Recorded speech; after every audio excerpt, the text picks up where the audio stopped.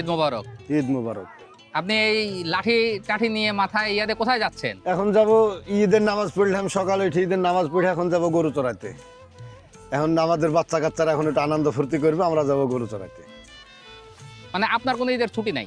না, আমাদের ঈদের কোনো ছুটি নাই। কতগুলা গরু আছে মাঠে? আছে মোটামুটি 1500-1600 মতন আছে। আপনারা হচ্ছে এটা কি মানে একজনের গরু নাকি অনেকজনের না, গরু? অনেকজনের গরু আছে।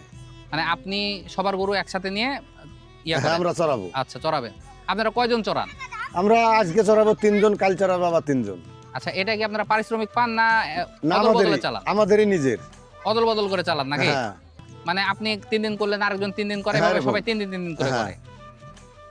তো আপনার গরু কতগুলো আছে? আমার আছে 12টা। 12টা গরু আছে। হ্যাঁ, আপনারা তো সব দেশি গরু নাকি? হ্যাঁ, সব দেশি। সব ইয়া দুধ হয় গরুর? হ্যাঁ, দুধ কোথায় বিক্রি করেন? শহরে।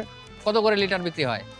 এইখান থেকে দুধ কিনে ঘষে 50, ওখানে যে বিক্রি হয় 60, 70। 70। হ্যাঁ, আমরা 80 করে কিনি। আপনার 80 কেজি কিনেন? জি। ওই যে ঘষে ঠেনলেন যে।